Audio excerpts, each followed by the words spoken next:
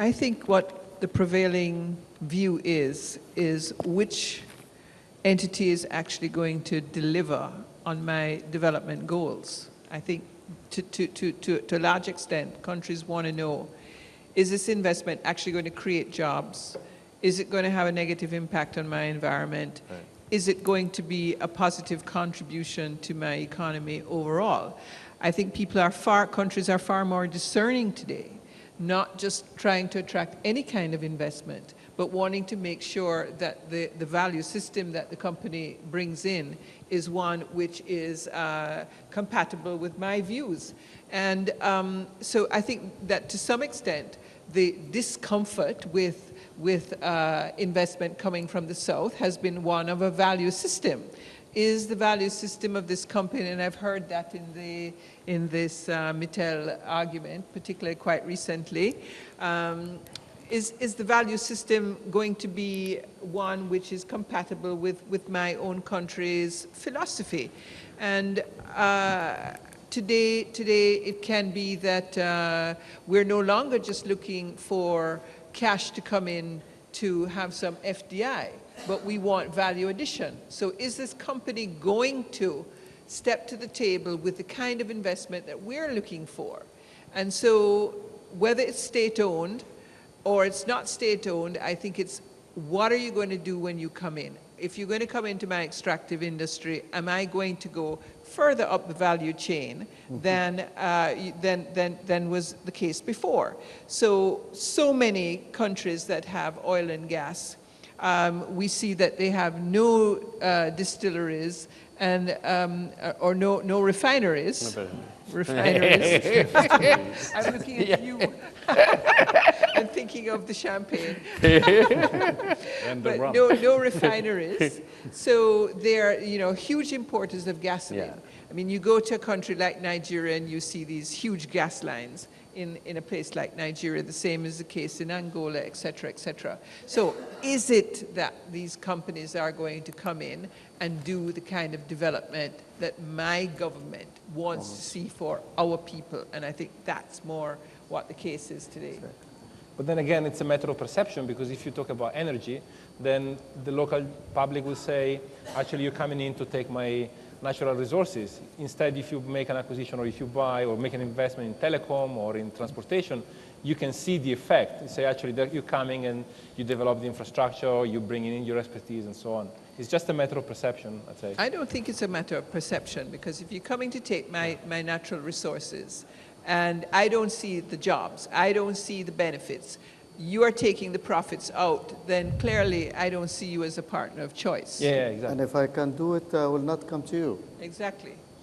But what about the rise of I'm going to call it the three-way joint venture? You have the Asian companies that have the demand for the commodities and others, and the risk appetite also to expand, which is sometimes greater, often greater than Western multinationals.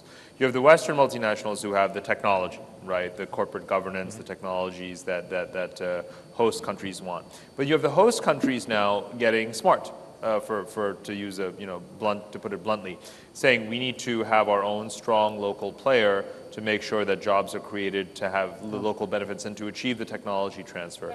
So I'm going to call this the three-way joint venture, and it seems to me that in sort of more far-sighted emerging markets, that's what we'll see more happening more often. Well, I actually had a big conversation with a large multinational quite recently who was being forced into joint ventures. And they didn't like this approach at all. In fact, what they liked was developing a wide supply chain. So rather than the minister's cousin becoming the beneficiary of the investment, they would rather have seen a big network of SMEs or medium-sized enterprises that could be developed to become part of a supply chain, so that you would actually see a multiplication of the benefit rather than the minister and his cousins benefiting from the investment. So I think the three-way thing is very popular because it looks like somebody's benefiting. Right. But generally speaking, when we look, that benefit doesn't really rebound to the economy. It rebounds to a small enclave of people. Carl? I think there's also another argument that I would think mitigates against the idea of the three-way venture. From all we know, most multinationals, and regardless of whether they are headquartered in developed or developing countries, really like to control their operations. And in an age of global supply chains, this is even more important. You cannot get into a dispute with a co-owner as to what you're supposed to do. So if anything, I would see the trend to go even more so towards not only majority but wholly owned foreign affiliates. The majority is already wholly owned. If you have a choice as a rule, that's what I can see companies prefer. But I wanted, Sergey, if I may, I wanted to pick up something that Patricia said, namely that countries no longer look only for the quantity of foreign direct investment, but for the quality. They don't want, you said, attract any kind of investment. I don't think we are there yet. I don't think we are there yet, but I certainly would agree with you that these type of considerations increasingly play a role. And I think this is something that executives in multinational corporations need to take more and more into account. It is, how can we not only make the biggest profit out of our location in a given market, developed or developing, but how can we make sure it's a win-win situation that the host country gets as much in terms of economic, social, and environmental benefits? And in particular, when we talk about natural resources, that it takes place in a framework, in this case mostly a contractual framework, that is relatively fair. Because, and part of that is that the economic benefits to the host country materialize, for instance, by upgrading the value chain, by distilling sugar into rum or oil into whatever. I think this is something which executives, my opinion, will increasingly see, that it's not only the quantity that counts, but the quality. That's right. Very good point. As we don't have so much time, perhaps one of the last questions in terms of implications for investment promotion agencies. So as Carl already said, I would just go there and set up my presence and attract investments. So indeed, we can, we can give advice to establish presence in these emerging markets and attract multinationals from there. We can provide customized website content specifically for investors from emerging economies. So what else? What kind of suggestions you would provide? Maybe. So I don't assign any. Maybe. Yes. Regarding communication, I learned here a moment ago that we have 10,000 promotion agencies in the world, which is huge. But my advice is regarding your communication, not to spend too much on buying advertising section, but go and organize press conference, go and organize events, invite people. Inviting the journalists, inviting the right people is really a tool. Prepare the next generation. Maybe we have a program called Young Leaders, and we can have that with the Emirates, sending 5 people from France or from Germany or whatever, and attracting during 1 month 5 people with talent, the next generation of leaders. So this thing is useful for the future. It's a long-term process. You cannot have an investment like that. You have to prepare and to be ready for and to target the right people. If you want to have an investment, you need to contact the CEO and not a director or someone. So there are many elements, and I think one of the useful outcoming of this conference is a proposal of your Minister of Economy. And that will be most interesting to share best practices and to discuss in deep, like we are doing here, for the common well-being of everybody. So any comments? Yes. I think a couple of things. Business is about relationships. Yes. So on top of communication, you need to go to the next step. You need to develop trust and confidence between yourself and whomever is the decision-making group within an entity that you can deliver on your promises. And I, again, in another conversation recently with a different multinational, this one in services, talking about where were they going to put their next R&D facility. And, you know, he basically said to me, listen, I put it in a country where I was a little wary about their IP laws. However, the relationships that I had and the confidence that was given to me by the team in the IPA, by the ministers, by the professionals, led me to believe that I was going to be safe in putting my R&D. So it's about relationships. I think you can't take relationships out of the picture, and it is about giving that level of comfort to the outside world, that you here at least there are some people that I can trust, that if I'm in trouble I can go to and I can have my problem solved. So it is about that, and I think of course limiting yourself, you know, don't overextend. Limit yourself to what you can do well and do that, and then continue to expand. Because in most of the 10,000 that we're talking about, in many countries that we're working in, you have a handful of people who are expected to deliver the world. And therefore, that's not possible. So limit it to what you have a good capacity to be able to deliver and do it well.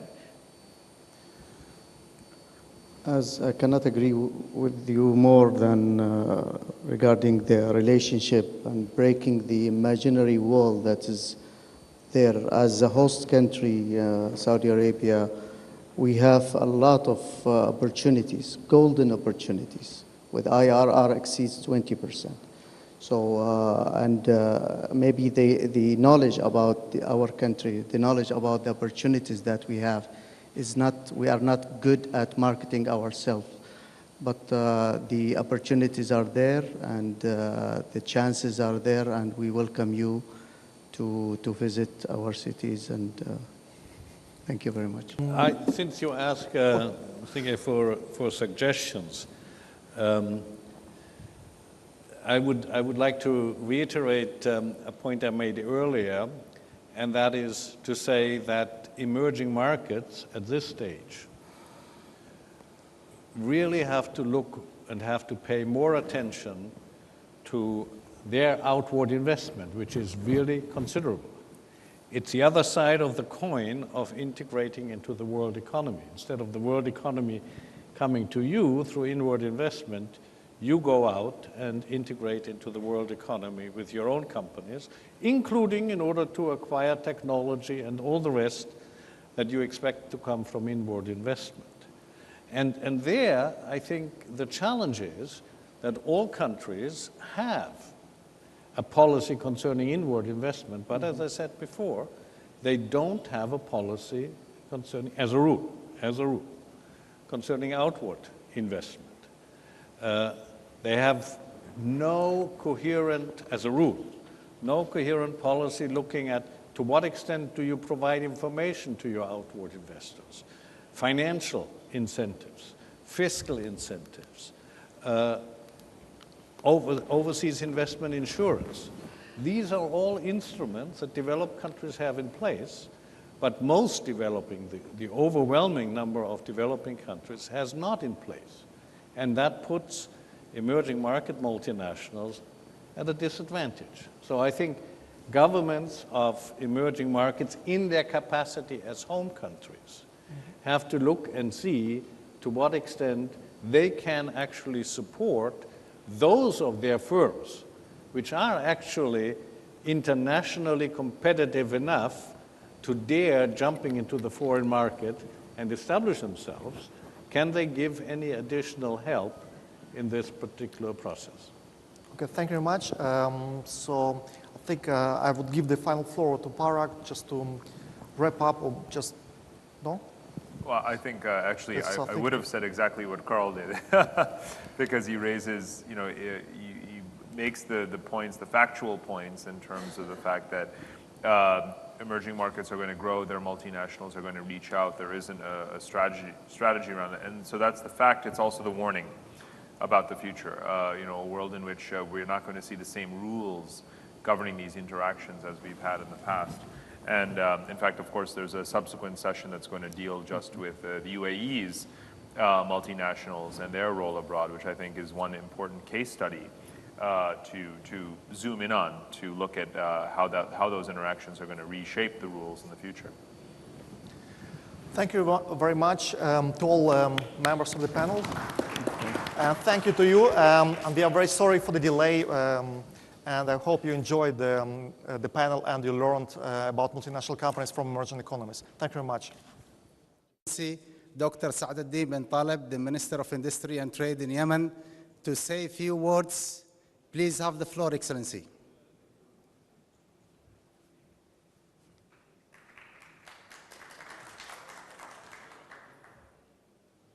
بسم الله الرحمن الرحيم.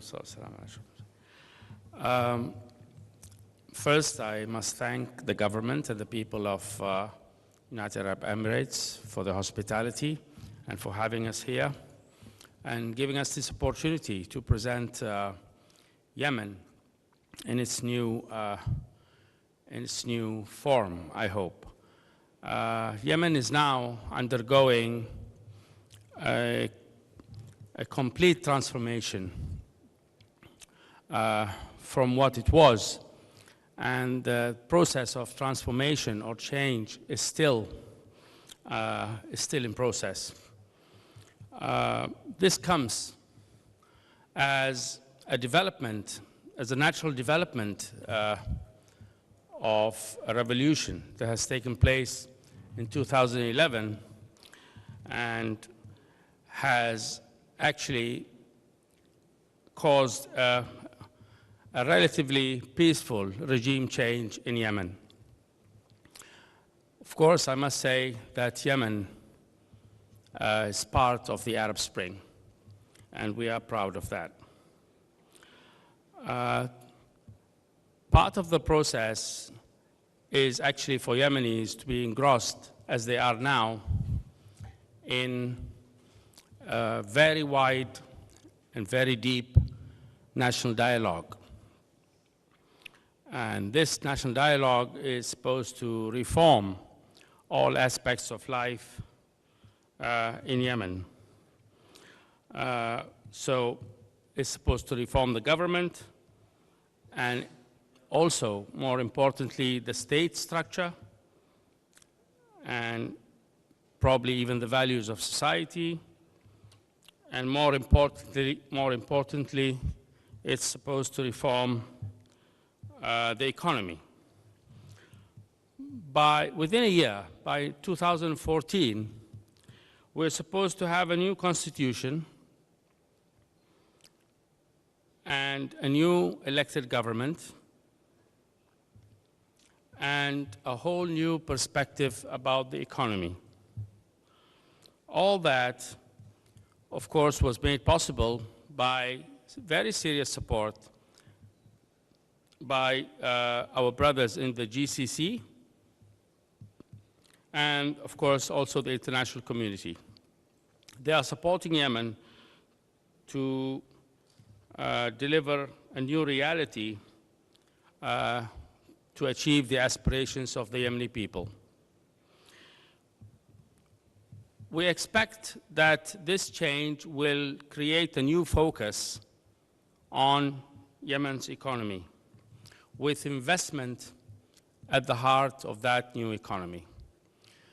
We have lived over the last few decades, probably 2 or 3 decades, as a rentier state. In other words, we just dig up the oil and we sell it to the international markets, and that's how we support our economy. We need now to focus on actually beginning to attract real investment, local, both local and foreign, and for this investment to change the economy into a more productive economy. And otherwise, our natural resources, oil and gas, will eventually deplete, and we must also diversify. In that way, we must diversify our economy to attract more investment. These are the challenges that we have, and in spite of these very serious challenges, we believe that we will, in the end, prevail. The Yemeni people have gone across the most difficult hurdle, and we believe now the next hurdle will be more achievable. In that spirit, we come here. We come here to tell the world that Yemen is a changing economy. It is a very important country in the region, and we have a very, very strategic location, which in itself, just the location, is probably a very big investment opportunity for the people of Yemen and for international investors. That location it's actually in the nexus of 3 continents. That's Africa, Asia, and not very far from also the continent of Europe.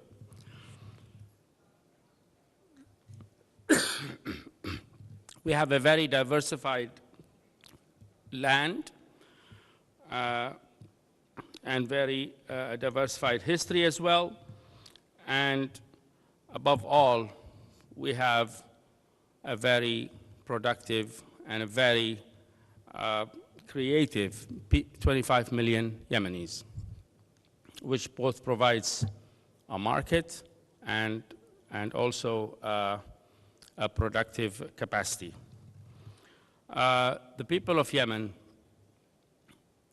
have had a long history as both investors and also traders, and we have captured the trade routes for hundreds of years. And we have expanded our reach and our network across the world. And many people who have visited Yemen understand that reality very well. To put it all simply, after this, my good friend Mohammed will present the opportunities that are available in Yemen, and I hope you will find them interesting. My message is very simple, that we in Yemen, we believe that we are a country that will reach very high expectations in the future. We believe the future lies in Yemen. Thank you for listening. Thank you very much. Thank you, Excellency. Please allow me to address the country presentation highlighting the investment environment and opportunities in Yemen. As it's evident from the map that Yemen occupies a strategic location, and this location is between Asia and Africa, makes it a regional and international business hub with global market access. It's well equipped with Port of Aden. The free zone is one of the significant investment opportunity, and the country has a coastal line more than 2,200 kilometers, which means that there are various investment opportunities in the field of tourism, agriculture, and so on and so forth. Friends of Yemen, the ministerial meeting of Yemen Friends, which was held in May 2012, has reaffirmed the commitment of the international community to give full support to Yemen economic transition. At the conference, which was held in December, last December 2012, between Yemen and the donors, the government of Yemen and its development partners has also reaffirmed their partnership through Yemen transition and agreed on a mutual accountability framework. This mutual accountability framework draws on the GCC brokered political initiative and its implementation plan 2012, the transition period, and 2014, in addition to the Security Council Resolution 2014, along with the transition priorities for stabilization and development program, also 2014. The MAF contributes the goals of government of Yemen to restore the political, economical, and security stability and enhance the state building. MAF was constructed under two sections. Section 1, to meet with the international good practice principles guiding the MAF, such as the capacity building is an integrated approach in the delivery of the MAF. National ownership should be respected and promoted by all stakeholders. International cooperation should be aligned with national priorities. Aid should be predictable, transparent, and go to key priorities of the government, and so on and so forth. Section 2, MAF consists mainly of 6 pillars, which is proposed on the basis of the namely TBSD, the Transition Priorities for Stabilization and Development 2014, and its resources summary matrix. Pillar 1, which highlight the work towards coherence between the priorities of the budget, the public investment plan, and the TBSD.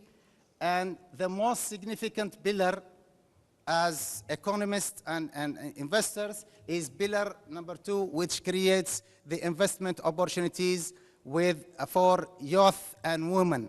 And there are some commitments for the governments and the donors as well to create an conducive investment environment in order to attract more FDI inwards to the country in the targeted sector. Pillar number 2, good governance, rule of law, and human rights. Pillar 4, increase effectiveness of key service sectors and partnering with the private sector in PPP, public-private partnership. And the 5th pillar is to meet emergency humanitarian and material needs and deliver basic services to citizens. And the last pillar is the civil society empowerment and partnership. The government of Yemen and the donors has also constructed a monitoring indicator matrix which show clearly the commitments of each party and the time frame and the institutions responsible for implementing these pillars under the principle of name and shame. The summary matrix, the tasks for the summary matrix for the short-term priorities, finalizing the peaceful transfer of power and restoring political stability, achieving security stability and enhancing the role of law, meet urgent humanitarian and materials need, and achieve macroeconomic stability. For the medium run, revive economic growth, improve infrastructure, develop human resources, and enhance role of youth and women, and enhance role of private sector and improve business climate. The total pledges which was given to Yemen is $8.2 billion US, and the GCC have allocated more than 4.4 billion US. His Excellency spoke briefly about the National Dialogue Conference. The key economic statistics in the country, these are the progress that has been achieved on implementing the MAF. The economic growth 3.5% in 2012 and expected to be 6.7% in 2013. Reducing unemployment, the government employed about 70,000 persons in the last few years, providing public goods and services and oil derivatives, controlling the budget deficit in the year 2012 within safe limits, 4.8%, stabilized exchange rate at 215 Yemeni riyals per dollar, and decreasing the inflation rate from 19.3% in 2011 to 5.5% in 2012. These are the indicators as per the Doing Business Report indicators, which is issued under the umbrella of the World Bank. The ranking of Yemen for the year 2013, 118 out of 184 countries, and 101 for the year 2001. These are the FDI inflows to the country since the year 2000 up to the year 2012. Why invest in Yemen?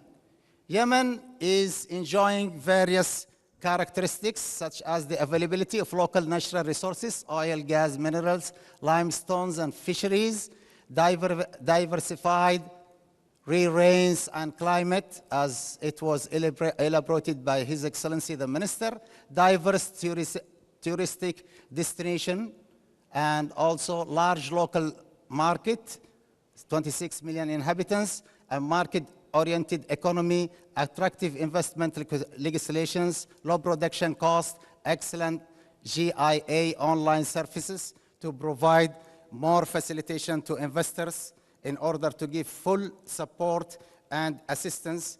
And I am pleased to draw your attention to one significant point, that the website of the GIA has scored rank 5 among the MENA countries as per the GIPP practice report, which is issued under the umbrella of the World Bank, the Global Investment Promotion Best Practice for the year 2012.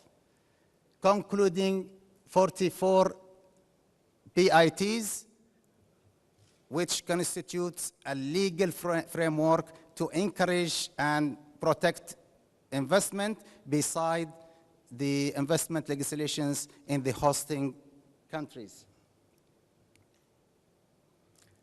GIA, the General Investment Authority, is a governmental body in Yemen in charge of promoting and facilitating investment, and as per its national promotion strategy, it fulfills its 4 main functions efficiently, that is the image building, investment generation, investment facilitation, and so on. Yeah, what's wrong?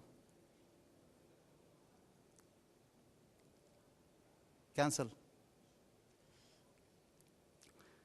These are the lucrative package of incentives are as per the investment legislation number 15 of the year 2010. The main guarantees are there are no nationalization or discrimination between investors. In other words, the investors have the full rights and commitments. There are no discrimination between the Yemeni investors and foreign investors. The protection of intellectual property rights of the investor, foreign investors have the right to own the property. Freedom to transfer the hard currency from and to the country, and in the event of any dispute between the investor and the government with regard to a project, the dispute may be referred to arbitration in accordance with the following rules. Either the UNISTRAL, and in the event of the land allocated for investment project is a part of the state-owned lands and the investor has finalized all contracts and permits necessary to establish the project, should any claim with regard to the ownership of the land arise, it should be addressed to the General Authority of Land Survey. Facilitations, the General Investment Authority acts as a one-stop shop to provide facilitation at a minimum time to reduce the cost of investment. We provide full support and aftercare to investors.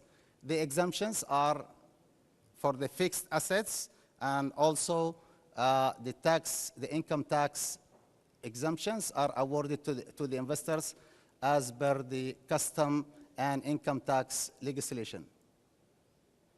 These are the success stories, the projects which we have licensed, FDI to the country: Liu, MTN, NCC, Flex, Aswedi Cables, Total, Andomi, QNP, Coca-Cola, Mozambique, and so on and so forth.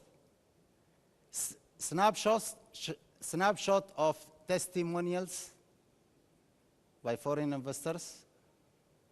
Yemen going forward, this is the progress in the implementation of the Mutual Accountability Framework, conducting workshop on the MAF indicator matrix, setting up a technical committee from the respective governmental entities and development partners, prepare action plan drafts by the government entities.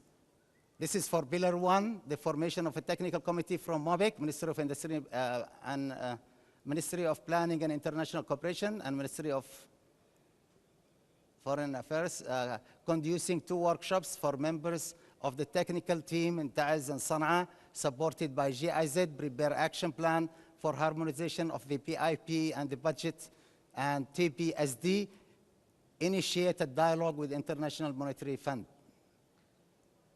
Same things, the same progress for Pillar 3, Pillar 4, Pillar 5, and Pillar 6.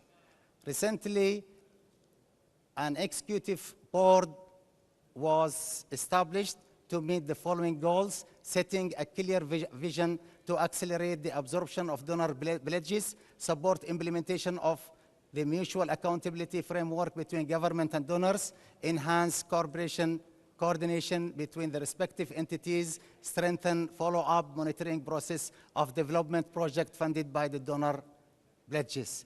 This is the structure of the Executive Bureau Board of Directors, headed by His Excellency the Prime Minister, and the Executive Management, which comprises a number of ministers, of line ministries, and the Policy Reforms Unit, Follow-up and Communication Unit, Projects Unit.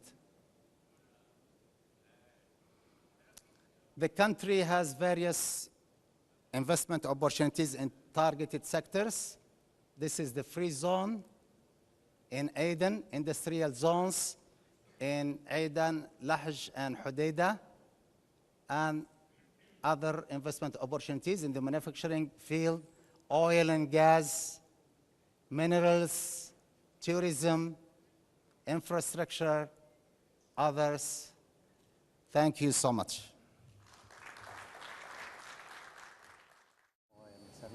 Good afternoon, ladies and gentlemen. Thank you very much for coming to session 3, the last session of the day. We're delighted to see those of you who have joined us, hopefully more will join us, to hear what I think will be a very interesting subject in terms of sovereign wealth funds and their impact on foreign direct investment. My name is Michael Charlton. I'm the director of my own company, Michael Charlton Consulting Limited. But I act for a range of different investment promotion agencies around the world, in Brazil, in China, in Russia, and in Europe. And I was for over 10 years the chief executive of Think London, the foreign direct investment agency for London. So working in my role both in London and indeed in some of the other roles, I've had a great deal of exposure to sovereign wealth funds, normally in terms of knocking on their door and positioning potential investments in the jurisdictions which I've been responsible for developing, and encouraging those sovereign wealth funds to try and invest in those jurisdictions. We have a very distinguished panel of experts with us today, and I will save introducing them until we've heard from our keynote speaker. So Dr. Carl Savant, who I think you all heard from earlier on, from Columbia University. So I give the floor to Carl to give his opening remarks, and then I'll introduce the rest of the panel. Thank you. Thank you very much, Michael, for introducing me and giving me the opportunity to say a few words at the beginning of what I'm sure will be an interesting session. Good afternoon, ladies and gentlemen. I'm actually delighted to introduce this topic, not only because I think it is very important, but also because I just published a volume entitled Sovereign Investment Concerns and Policy Reactions, which deals with the problematique which we are discussing this afternoon. Let me briefly talk about three issues. One, the importance of sovereign wealth funds in the world investment market. Secondly, some concerns concerning investment by sovereign wealth funds. And thirdly, the policy reactions. Now, on the importance of sovereign wealth funds in the world investment market, the answer is actually very easy. In spite of sovereign wealth funds having tremendous assets, as we know, their foreign direct investment is peanuts. It's probably around $100 billion in terms of the stock of foreign direct investment. $100 billion compares to the world stock of foreign direct investment of 20 trillion. So 100 billion versus 20 trillion means it's somewhere down here, can't even reach the floor.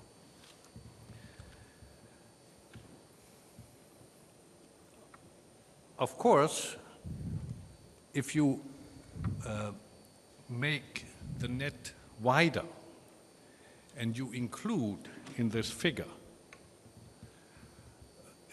also state-owned enterprises, then the picture looks broader. And the reason that I want to include state-owned enterprises, although I know that the panel focuses on sovereign wealth fund, is that the regulatory reaction, which I will be talking about later, is actually not only against sovereign wealth funds, but it is against state-controlled entities, which includes sovereign wealth funds and state-owned enterprises. So the reaction of countries is not just specifically against sovereign wealth funds, but it is against enterprises controlled by governments.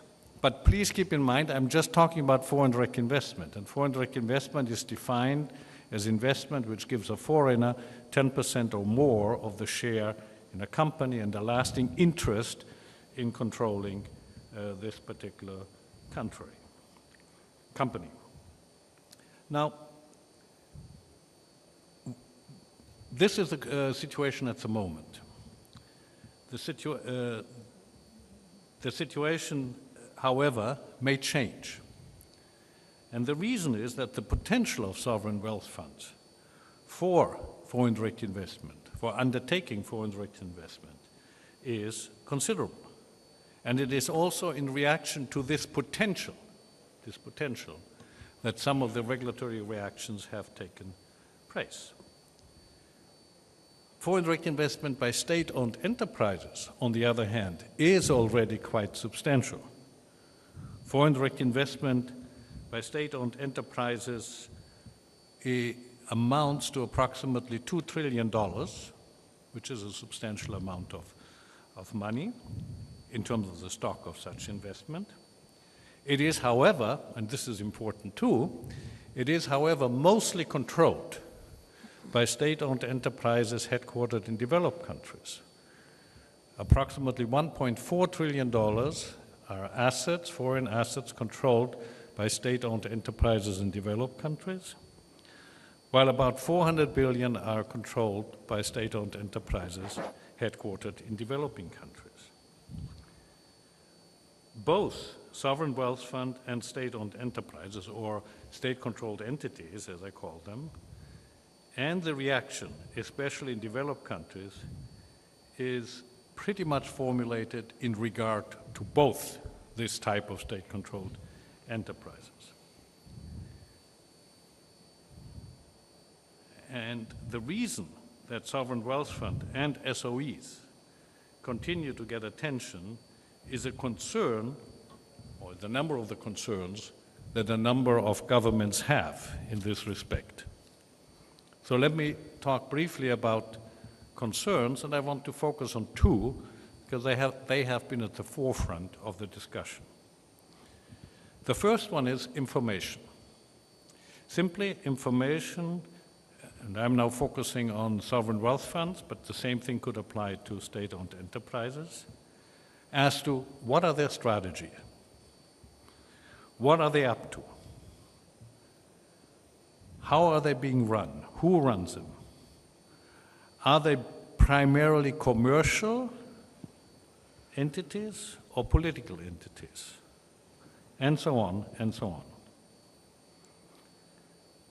We were discussing actually the issue before the session, and I was remarking that actually many of this question about information also apply to hedge funds and to venture capital funds, which are also in many ways not very transparent. But nobody is talking about that. The attention is on sovereign wealth fund. And I think to a certain extent, this question of transparency has been taken care of, has been addressed through the Santiago principles that were negotiated under the auspices of the IMF. And at the moment, at least that is my impression, the panelists may have a different impression. My impression is that the issue of information as such and transparency is no longer one of the major issues driving the debate. Instead, what drives the debate, what continues to drive the debate, are the question of implications of investments by sovereign wealth fund and state-owned enterprises for the national security of the countries involved.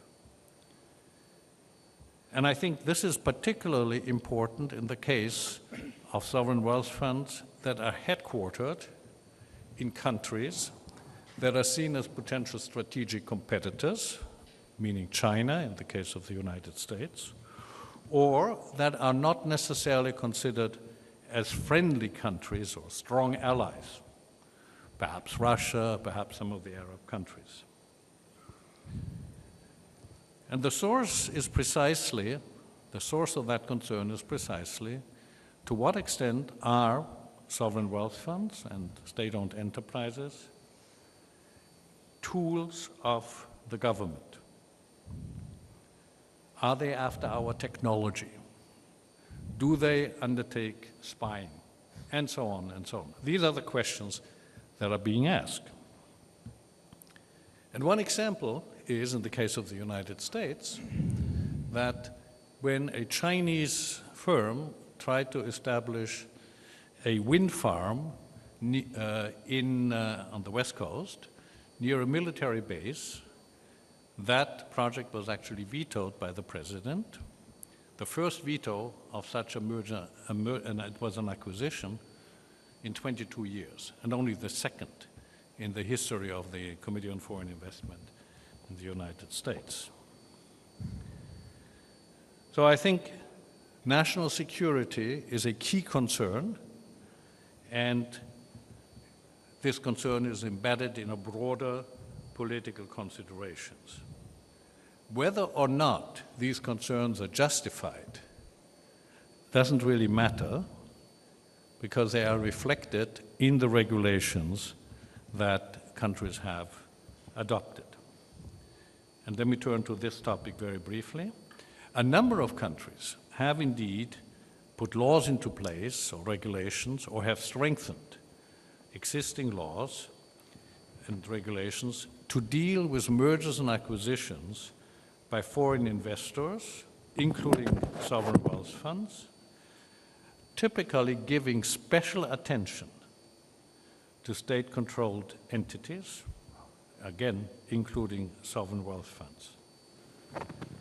In the case of the United States, in fact, it is not only a matter of notifying mergers and acquisitions, but if a state-controlled entity, including a sovereign wealth fund, is undertaking a merger and acquisition in the United States, it is, as a matter of principle, subject to an investigation unless it is decided that that is not necessary.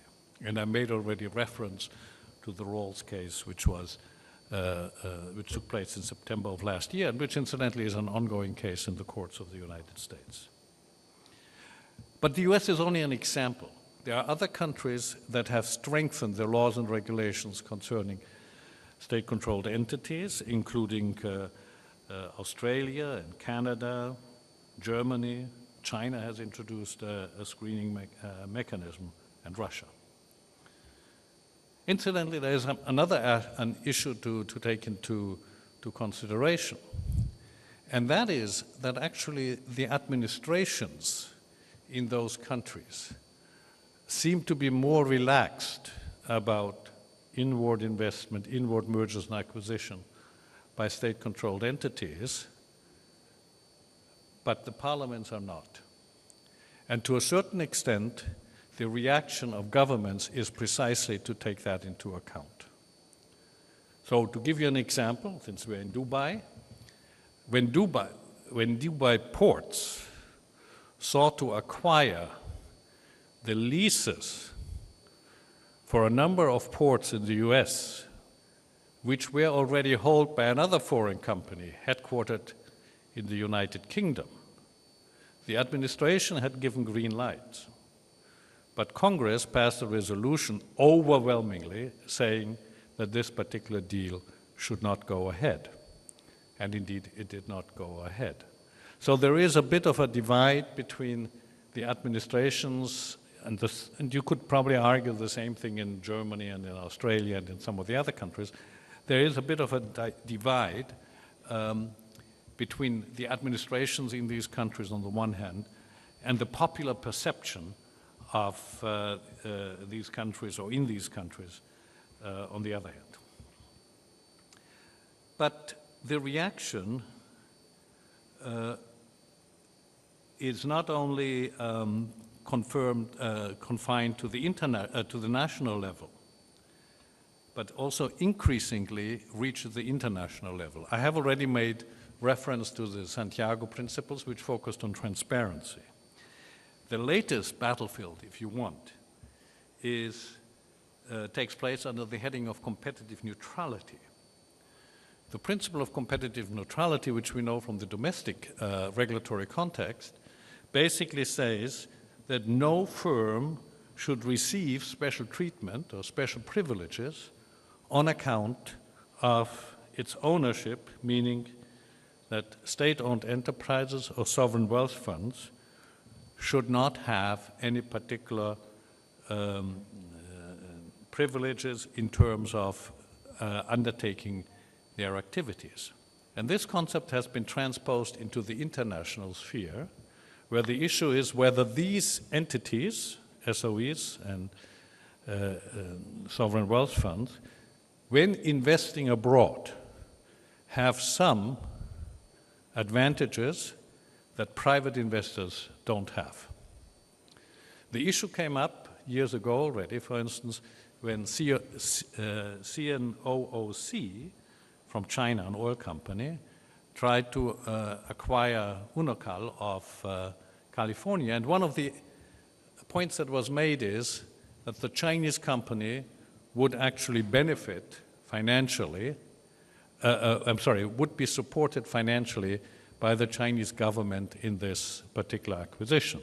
I don't know whether this is true or not, but the point was that state-owned enterprises and sovereign wealth funds are seen of having certain advantages when investing abroad, and that this distorts the competitive neutrality in the world foreign direct investment market. This discussion is now no longer just a discussion, but the question of disciplines for state-owned entities or state-controlled entities is very active in the context of the Trans-Pacific Partnership negotiations. It has already been addressed in the context of the free trade agreement between the United States and Singapore, and it is likely to come up in the negotiation. It's not unlikely to come up, it will come up, at least part of the negotiating agenda, in the agreement between the United States and the European Union. So the idea is, to what extent can certain host country measures of this kind be disciplined? And this could include anything from finance, the provision of information, fiscal incentives, even insurance of outward investment. Also, my guess is a lot will focus also on regulatory advantages as well as financial advantages. I think this is an unfolding discussion, Mr. Moderator, and I think it should be watched very carefully, I think, as it is of great and even critical relevance to sovereign wealth funds, to the extent that there is an intention on the part of these funds to enter foreign markets, not only through portfolio investment or other financial assets, but through foreign direct investment. Thank you very much for your attention. Thank you very much. So I now have great pleasure in introducing, as I said, what is a distinguished panel for you this afternoon. First of all, we have on Carl's left Mr. Hamid Tafiki, who is the CEO of CDG Capital, which is the investment banking arm of CDG Group based in Morocco. To his left, Ms. Lamiz Al-Bahrama, Vice President Risk Management of Mutalakat, Bahrain's investment arm for the kingdom's non-oil and gas strategic assets, responsible for growing the investment of that country, Bahrain. To her left, David Pitt Watson, who is with the United Nations Environment Programme Finance Initiative. To his left, Sheikh Hassan Al Nabhani, Chief Executive Officer of the Oman Investment Fund, and to the far left, Mr. Asad Zafar, Managing Director of Farj Capital, based here in Dubai, the international Islamic investment firm, which indeed has quite a bit of its investment funds received from sovereign wealth funds. So we have two direct sovereign wealth funds here. And I'm going to go to both of those first before I bring in the other panelists. We heard from Carl about issues about regulation, about issues of transparency, and about issues of changing investment strategies. So I'd like to go to Hassan first and just hear a little bit about Oman's investment strategy, and also just if you could pick up on any of the points that you felt particularly resonated from Carl's remarks in terms of the transparency of your own fund, the changing nature, pre-crisis, post-crisis. Thank you very much. I think this is an extremely relevant discussion and debate that we're having at the moment. And I'll take you through Oman Investment Fund and what we've gone through since inception, because, again, I think it quite illuminates how our investment strategies are changing from one that I've seen the world at large as an investment landscape to where we are trying to concentrate more and more on a developmental and a domestic role. And I think that's quite important. Oman Investment Fund basically is a direct investment vehicle that was set up by the government of Oman in 2006 to try and capture part of the investment growth story that the world was going through. If you remember 2006 and at the time, then it was quite euphoric. Emerging markets were quite trading at extremely high valuations, leading up to credit crunch in 2007. And there was a lot of pressure on entities like OIF to go out and undertake investments. particularly in emerging markets. And this was our natural market, and this is where we sought to do investments. So it was Asia, and it was Central and Eastern Europe on the verge of becoming members to the EU, if you will. So that was the story then. And you know, credit to the teams. I think they've done good investment that withstood the credit crunch and the global financial crisis that came with the fall of Lehman Brothers. Post that, you know, the world was a different place. It was, you know, a private equity model that was built to actually undertake direct investments. And you've got on the other side all these public markets with leading companies, strong balance sheet, lost confidence, very low sentiment. And what do? Do you go and continue to discuss valuation and aspiration of a private equity promoter? Or do you go and acquire public companies that are trading at extremely low and transparent valuations? And that was the philosophical debate. Do you stick with the mandate? Do you not stick with the mandate? And, you know, luckily for the fund, you know, we've decided to expand the mandate and invest in public equity, and that proved extremely successful at the time.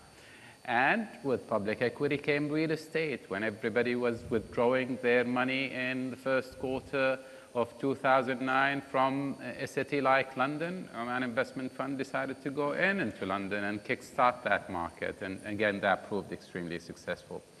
Today, however, or rather 12 months ago, Oman Investment Fund decided to yet again shift strategy.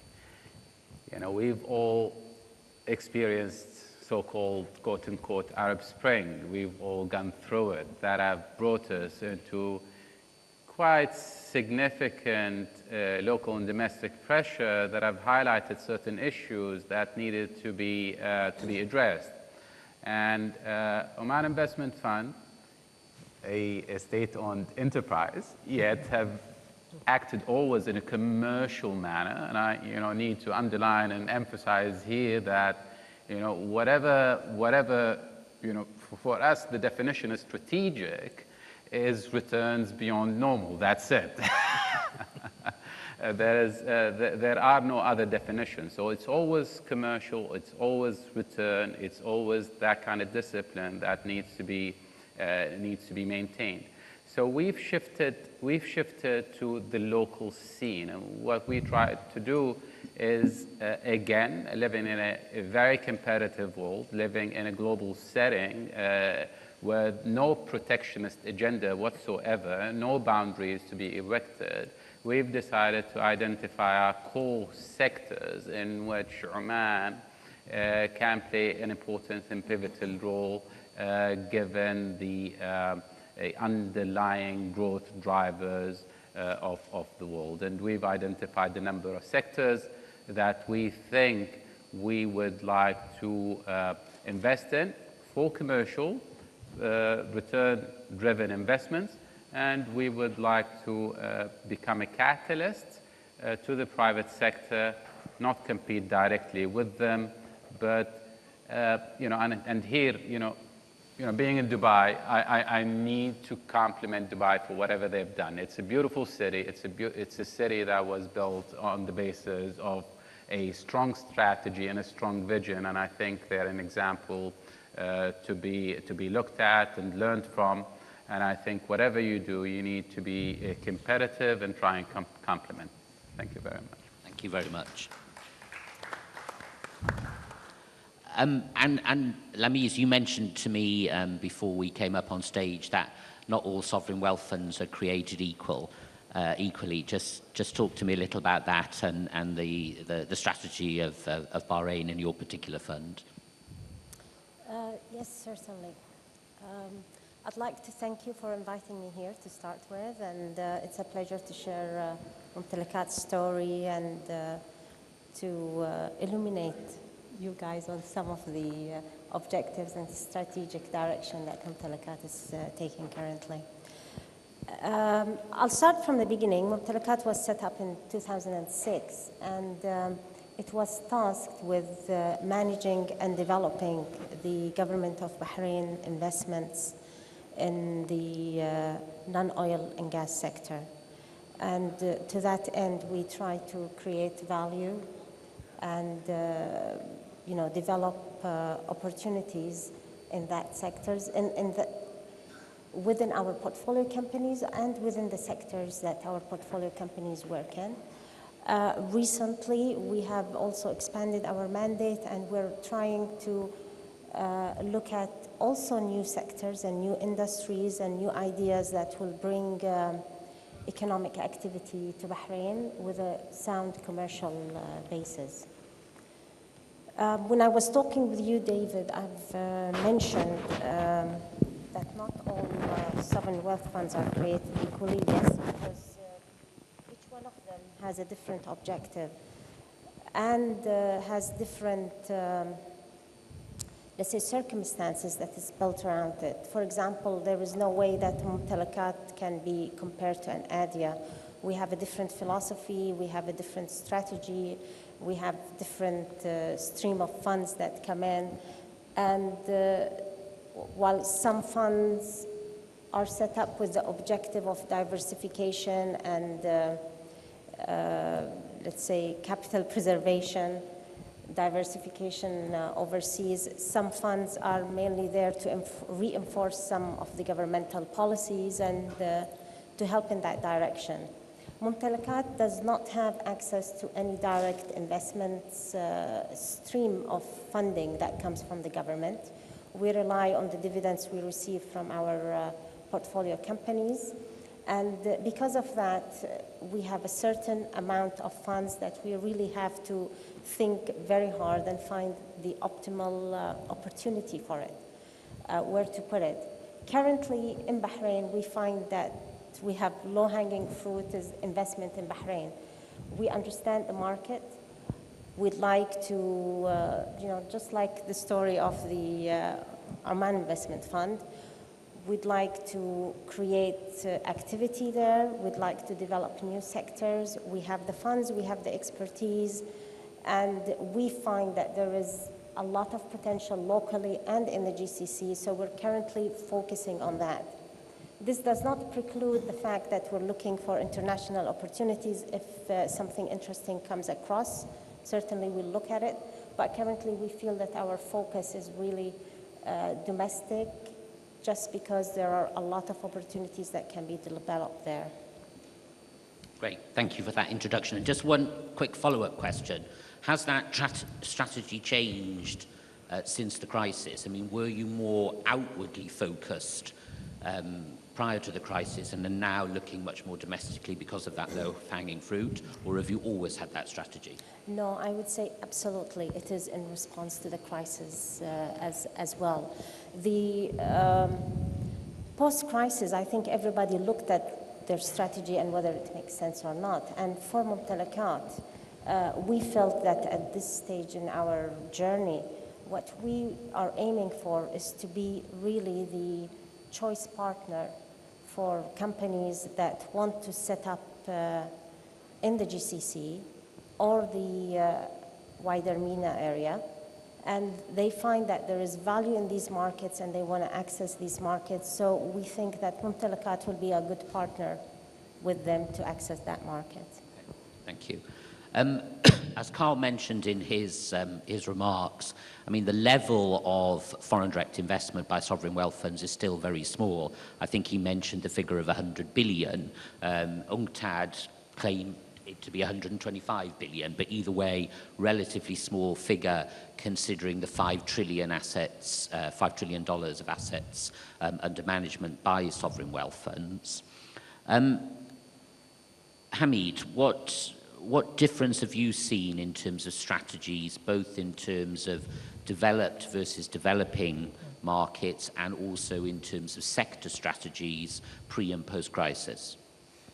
Okay, so prior to answering the question, I would just like to rebound on what has been said about the diversity impact of sovereign wealth fund. I think it is important to understand this diversity of profile sovereign wealth fund in order to be able after that to see how they will shift, in fact, their investment strategy. So I will just maybe share with you the segmentation that was done by IMF, in fact, in terms of different categories. So you have they define 5 categories. One is what they call stabilization fund. And the second category is saving funds.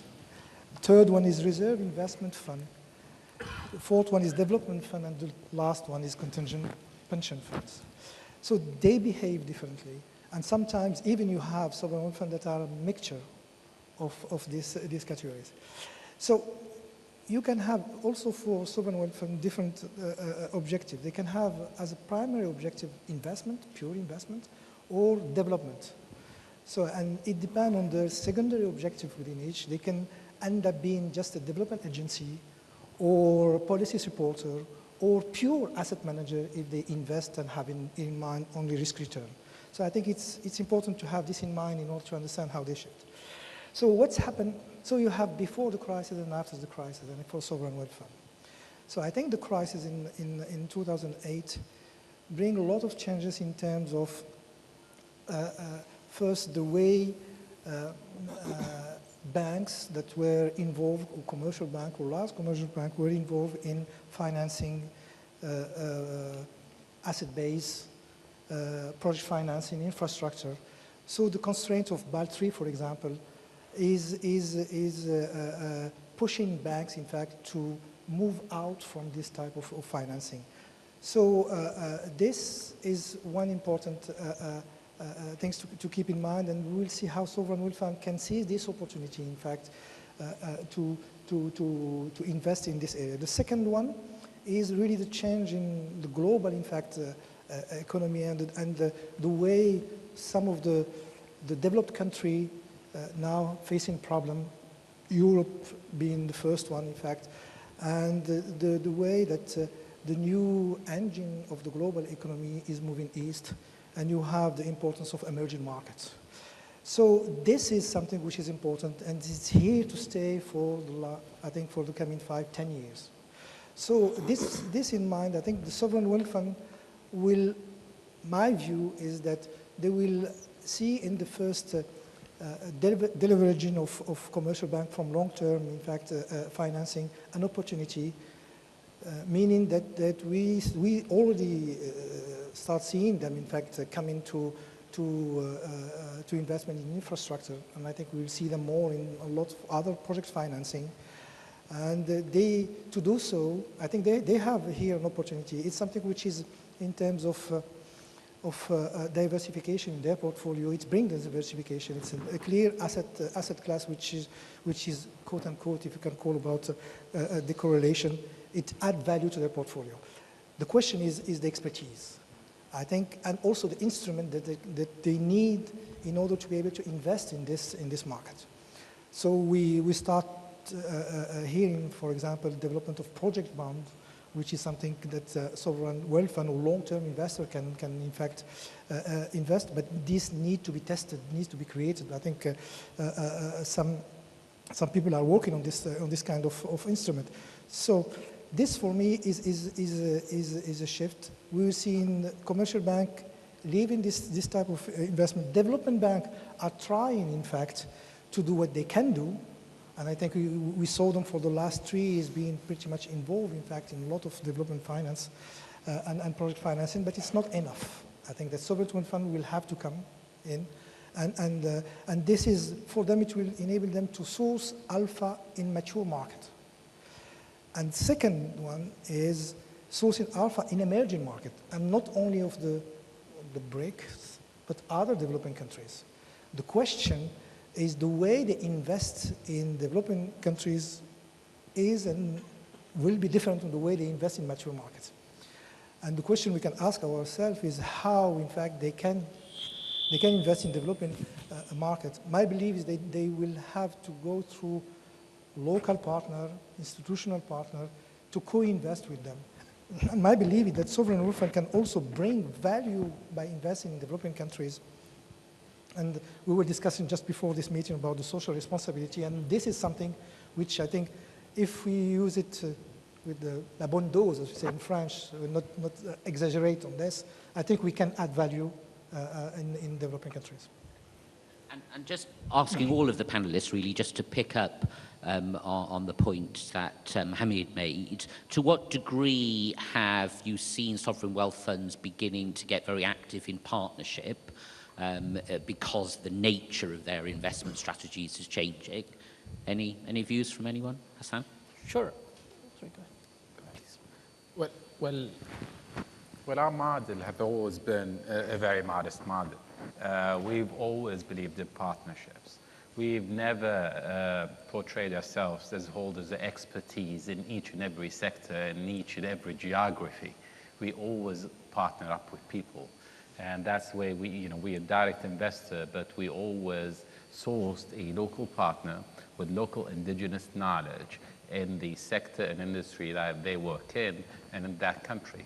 And that's the way we invest. We seek to be extremely active, but active with reason. Thank you. Assad? Yes, thank you, Mr. Moderator. I was going to say, from Fajr Capital's perspective, we find that local partnerships are vital and good governance is vital. Just by way of background, Fajr Capital is an Islamic investment holding company, and we were created in 2009. We actually undertake two types of activities: principal investments and advisory work. And our remit is really to cover the OIC world, which is a very, very large, vast territory. We are, as you said, sovereign wealth fund backed. But as we go into some of these markets, we find that working with local partners is really the safest way, to test particular projects. To work with credible local partners becomes the cornerstone of our investments, whether it is in financial services or as we define the real economy. And staying with you, Assad, I mean, we've seen a number of pretty well publicized cases of the shift in some sovereign wealth fund strategies away from being passive investors to being active investors. What's your view on that? Sure. As far as Fajr Capital is concerned, I just wanted to state that we are not state-controlled. We are independently run, but have sovereign wealth fund backing. That's point number one. With respect to how we operate in financial services, we are very active investors. We are, as I said, an Islamic investment holding company. We invest in Islamic banks. And in Islamic financial services, if we undertake an investment, we would like to be in control of the vehicles that we are controlling. And we are run very, very commercially. As far as real economy investments are concerned, we will take minority stakes in companies, but we will, again, put in higher standards of governance, higher standards of protections through reserve matters to be able to make sure that through the life of our investment, the investment is secure from that perspective. So governance and protections on reserve matters to be able to allow management teams to go in and do their business. We allow them the ability to do that, but we are actively controlling from the board, not at the management levels. Okay, thanks for that. David, obviously in your role, you're focused on social and responsible investment. And we've seen changes in shift in strategy between developed and developing in terms of sector focus.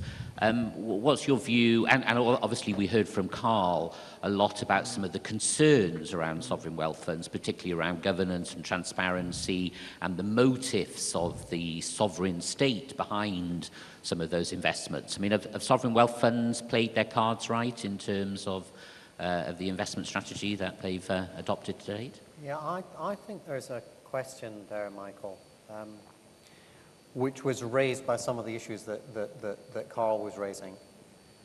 I mean, it would seem to me that there is a considerable danger of what in its nicest terms would be called protectionism against sovereign wealth funds. I mean, look, I've been involved in this field called responsible investment. I have to say that the first thing in being a responsible investor is that you get a very good return for the people whose pensions that you're intending to pay. But it perhaps goes beyond that as well. And I'm reminded, I work with a group called the International Corporate Governance Network, and we had a conference a couple of years ago. There were 5 or 6 sovereign wealth funds, and they were quizzed about, well, what's your investment strategy? And they all said, well, our investment strategy is we only invest for the economic benefit. We never get involved in the governance of the companies. We never try to influence the companies beyond that. That's all we ever do. And at the end of the time, with all these people from the biggest fund managers all around the world turned around and said, that's absolutely dreadful. Absolutely dreadful. Because if you're going to be part of an effective investment system, even one that is not direct investment, even one that is just holding minority stakes in companies, that demands that the responsibility of ownership is taken.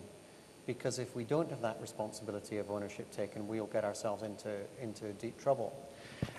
And it seems to me that actually the sovereign wealth funds, they miss a trick.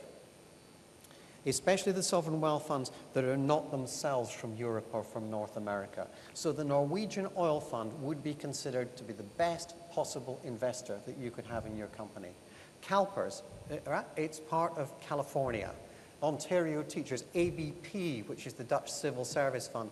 These would all be the most admired investors. Nobody has ever passed a law of the sort that Carl was suggesting that would have restricted CalPERS or ABP or the Norwegian Sovereign Wealth Fund.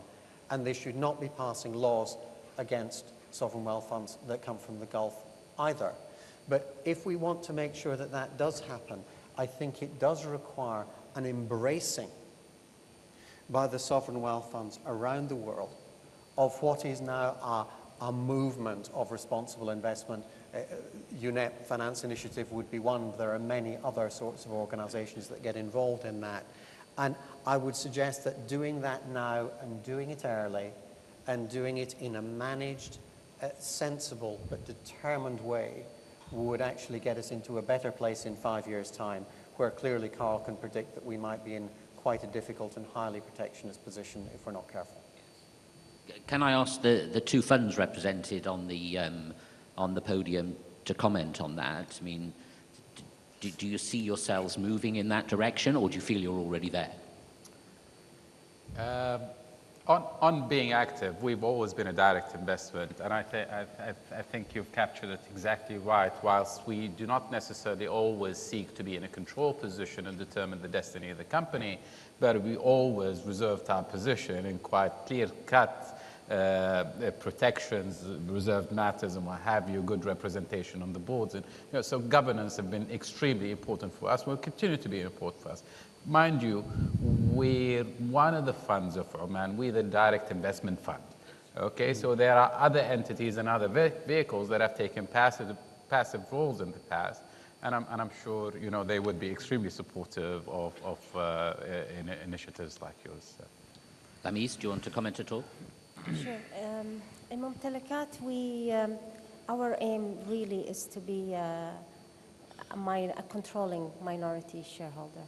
We feel that we can add value that way, as opposed to investments where we're just in it for the ride. Let's put it that way. Yeah. I agree entirely with David about the issue that there is a movement towards responsible investment. And I think it's a good thing. But in the case of sovereign wealth funds, I'm not entirely sure that activist sovereign wealth funds, even if they promote responsible investment, that would be welcome. Any activist sovereign wealth fund could be seen as something that they should not do. So this may well be a case of you're damned if you do and you're damned if you don't do. And it's going to be, I think, a fine line to navigate, yeah. No, I mean, to see how activist you can become concerning what issues. I think that's right, and I think, first of all, I think that sovereign wealth funds should take this a step at a time and should be careful about the steps that they're taking. However, it would seem to me a pity that we had sovereign wealth funds around the globe that were, for example, not members of the UN Principles for Responsible Investment, not members of the UN Finance Initiative. Why? Because at least you'd be able to say, well, look, we live up to these standards. I think if you, I know the Norwegian fund reasonably well. And if you were talking to them, they would say, yes, we are nervous about taking public positions, but they would be taking behind-the-scenes positions with companies all around the globe, having thought very, very carefully about what it was that they were going to say. But I think that they, like anybody, would wish to stand up if the shareholders were being abused, and would wish to stand up if companies were being managed in a way that was clearly unsustainable from a broader social perspective, because Norwegian people, like Omani people, are still planning to be around in a couple of generations. Hamid? Yeah, I would like just to add something. So we are talking about the impacts sovereign wealth fund can have on socially responsible, or the way, in fact, they can play a role from active to activist. But I think what is for me more important is the role that sovereign wealth fund can play in the sustainable development arena. And by investing, for example, in the emerging market, they can help the emerging market, in fact, to progress in the sustainable development. I think by investing in infrastructure, in the renewable energy, in the energy efficiency, they can help. We discussed this, I think, earlier. By asking them, I think, to adopt the principle, I think, yes, but by asking them to play a role of activists or try to push emerging markets to do much more than what they can do following the path of growth, I think it's difficult. That's why I'm skeptical. I also would like to say that probably as the funds get better at being more transparent about what they do and disclosing some of the information which people are eagerly trying to read between the lines, it will develop a level of trust and probably will be moving toward that direction. Yes. You see, I think that's right. I think as investors that you build trust actually over quite a long period of time. Yeah. So, you know, in Britain, we are completely delighted to have sold our number 2 airport, which is a major strategic asset, to Canadian Teachers Pension Fund. And a reasonable size part of our number 1 airport. And a reasonable size, and actually I think they've also got a bit of a link of our rail link with France as well, which is furthermore a strategic. But people feel comfortable with that. Why do they feel comfortable with that? I think it's because there's been years and years where Ontario Teachers and CalPERS and these other people have been building a reputation. And so I think the suggestion that as a sovereign wealth fund you would suddenly do the sort of stuff that I used to do in my life, and I only ever did it in the UK because I'm British. The thought that you would be doing that, I think that would be a bridge too far. But I would be establishing a position now, because if the sovereign wealth funds of the Gulf and of Asia were seen in the same light, even today, as the Norwegian sovereign wealth fund was seen, then I think that it won't solve the issues that Carl is raising, but it would mitigate them. And the sovereign wealth funds are such a huge opportunity for the world. It would be a terrible pity if they got stuck in some of these problems that Carl is pointing out. Couldn't agree more. This may be difficult for you on the panel to answer this question, but I'm going to pose it anyway because I think it relates directly to our audience, which is predominantly representatives from foreign governments, representatives from international promotion agencies. Given that, and also if we think about the shift of sovereign wealth funds away from perhaps their traditional markets of choice, the US, UK, and so forth, to developing markets, and also a shift in the sectors that they're interested in, then clearly investment promotion agencies are wanting to get airtime with sovereign wealth funds. They're wanting to be able to position the investment opportunities in their country, in their jurisdiction, to those sovereign wealth funds. And yet, sovereign wealth funds tend, or at least have a reputation of being somewhat secretive, perhaps a lack of transparency, certainly quite difficult to access, not in the same way that you would be able to access a typical corporate investor. What advice does the panel have to the investment promotion agencies represented in the audience as to how to go about approaching a sovereign wealth fund to position the opportunities that exist in their country? Assad. Well, we fundamental investors, we do not speculate and we look for the long term. And I think, again, sovereign wealth funds are a scarce genre in that sense. They look at the long term. And therefore, I think they're quite an asset, in all definitions of the world for those promotion agencies. I think come with a strategy, with a clear-cut strategy as to what you want to do. Do not come with quick wins. Yes. I think that would be my single advice. Very good strategy. Anyone else? Sure, I'm happy to comment. I mean, clearly Fajr is, as I said earlier, commercially run. We are sovereign wealth fund backed, but not controlled. And because we are very commercially run, we accept proposals and propositions from all. So we are accessible, and we are looking at very commercially driven returns for projects. And we've got to make sure that the project stacks up in every manner before we consider it further internally. So, but clearly, as Sheikh Hassan has said, we need to have concrete proposals, not whimsical proposals, and solid propositions. I'd like to think that goes without saying, but perhaps it does need saying. Hamid.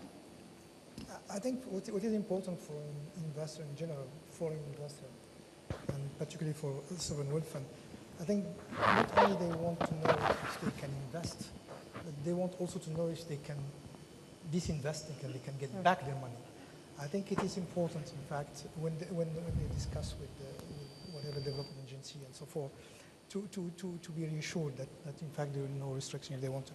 Second, I think it's also important when projects are presented, in fact, to investors, sovereign wealth fund. I think it is important to highlight the commercial aspect, in fact, of the project, because it's not because it's sovereign wealth fund, and I think what was said before, that if we can find that majority of sovereign wealth fund, they are seeking the double alpha, but you have one single alpha which is important for sovereign fund, which is the return. So it has to have this component, in fact, in the offering. And I think the third one for me, as I mentioned, about the fact when sovereign wealth fund or foreign investor, they want to come to country, for example, in developing countries, it is important to have a local partner, or at least to show that for specific project, you have either some entity of the country government or so that co-investing. They are also taking the risk, and this is important for sovereign partnership role. Yes. Yeah. Carl, I'm being told by the organisers that we need to wrap up, but I wondered if you had any final comments. Well, thank you, Michael. The discussions on sovereign wealth funds, I think, had reached a high point in 2008 in terms of concerns and in terms of control. It died down during the crisis because countries are desperate to attract money from anywhere and from anyone. However, I think we should not be fooled by that. I think that discussion will come back. And my guess is it might well come back with a vengeance. So I think this needs to be monitored very carefully, but it also needs to be counteracted. And I think a relatively easy and doable area where counteraction could take place is in the area of transparency. To increase the transparency, to be outgoing. The reputation that you just referred to, that sovereign wealth funds are difficult to have access to, is not a good thing for them in some ways. They should do the opposite. They should be activist in terms of transparency, in terms of going out and having a press conference, explain what they're doing. That's being asked and quizzed and stuff like that. I mean, some of the things we heard today, like focus on domestic project, developmental impact and things like that, these things should go out. And I think in terms of longer-term strategy, that would help also to build confidence in sovereign wealth funds, in their activities, and would therefore, I think, contribute to a quieting of the discussion in this particular area. And I mean, on that, Carl and Michael, I mean, if there is anyone in the audience who's from a sovereign wealth fund that's interested in what some of those standards might be, some of the things that you might do, we'd be delighted to give them advice and help. Thank you very much. I want to draw us to a conclusion now, and obviously thank Carl for his comments and our keynote speakers for their participation and a useful debate. Clearly this is a subject which I think is going to grow in importance. We haven't even had chance to touch on some of the issues that Carl referred to in his opening remarks in terms of, how do you differentiate investment from a state-owned enterprise versus a sovereign wealth fund. So there's another whole panel we can talk about. But the shifting strategies of sovereign wealth funds, the moves away from being passive to active, the move in changes in sector focus. I mean, in yesterday's Gulf News, there was an article on the fact that the Kuwait Investment Fund is changing its focus completely to focus on infrastructure. So lots of changes and lots of opportunities for host countries that are looking to attract foreign direct investment and in investment promotion agencies that are charged with the responsibility for doing so.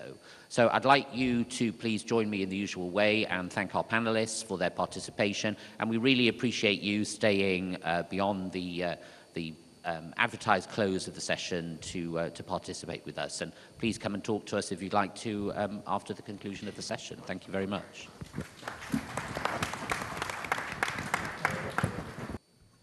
Good afternoon. Thank you for waiting for us. We apologize because of this delay. It was an administration delay. We are very pleased to be here. On behalf of the government of Ecuador, we thank you for the opportunity to share our beautiful country with you. And we have been very pleased today because during the opening ceremony, we have heard a lot about Latin America. And as you know, Latin America is a region and is growing a lot. And Ecuador is part of that region. Maybe Ecuador is the best hidden treasure that you can find in Latin America. My purpose today is to reveal this wonderful country to you and to show you what are we thinking about Ecuador in the coming years. Let's watch a very short video first.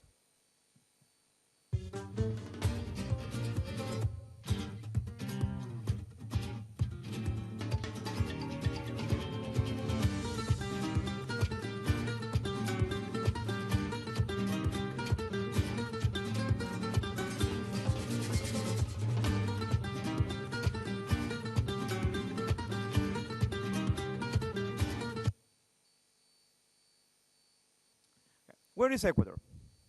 Ecuador is in the center of the world, located at the equator line. That's what we call it, our name. It's a 1,400 people population, and we speak Spanish. Also for businesses, we speak English. Also, our currency is the US dollar. So whenever you think about doing business in South America, you can come to Ecuador and not have the exchange rate problems, okay? We are like 9 hours of difference in the time zone. Here that we are very late in our presentation, almost 6 o'clock, it's 9 o'clock in the morning in Ecuador. We are the center of new opportunities because we have access to a market of 30 million population via a commercial agreement with Peru, Colombia, Bolivia, Venezuela, Brazil, Argentina, Paraguay, Uruguay, and Bolivia. Also, we have trade agreements with the United States, Canada, Russia, Japan, and the European Union. The world is speaking about Ecuador. Why? Why is the world speaking about Ecuador? The Guardian says that Ecuador begins to roar. A German minister called us the Jaguar of South America. Could Ecuador be the most radical and exciting place on earth? Lonely Planet says that Ecuador occupies the first place in the category of best travel. You must go there. It's a very, very nice country, great to visit. Quito, the best of the world, is our capital. Our must-see places in 2013. International Living has located Ecuador as the first place as the best country in the world for retirees in the last years. Third time consecutive.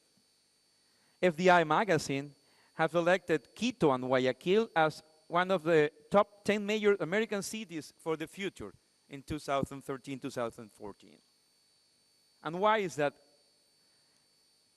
happening? Because we are the first worldwide exporter of bananas, the best aromatic cocoa bean producer. We are one of the leaders also in shrimps, the best quality in the world. And also our flowers, beautiful flowers that goes around the world and giving beauty to all the tournaments, all the conference rooms, hotels, etc. Coffee is also important for us.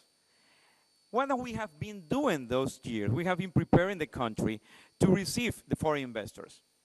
Our coverage is 90% of electricity.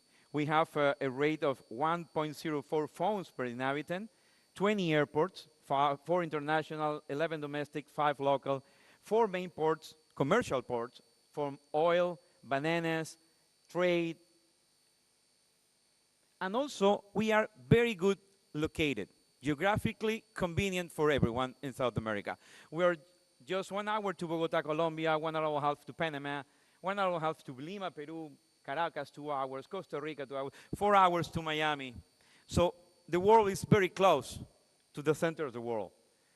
Our airport at Guayaquil is the second important city of Ecuador, has been rated as the best airport worldwide by the size of 2 to 5 million passengers by the Airport Council International in 2011. Our economic goals. We are one of the top growth rate in Latin America. GDP is 7.8 in 2011. This year we are expecting a 4.3, and the average of Latin America is below 3. Also, we have the lower unemployment rate of Latin America, and also we have a very low leverage economy. Even we are oil producer and exporter, we now do not depend so much on our oil income. We have lowered our interest income rate, tax income rate, from 25 to 22, and as you see on the graphic, we have increased our income in this better tax structure. What are the areas where we think we can do something interesting for investors? Are metalworks, forestry, tourism, renewable energy, logistics services, pharmaceutics, fresh and processed food, petrochemicals, biotechnology. Also in the strategic sector, we have investment in electricity, oil, mining, telecommunications, water, etc. We have developed key incentive for attracting foreign investors. It's a 22 retainer entry tax, a 0 tax for the following 5 years, freedom to invest. We treat the local and the international or foreigner as the same, so foreigners are welcome in Ecuador to invest. We sell, and you can buy the land and forever, not just for a period of time.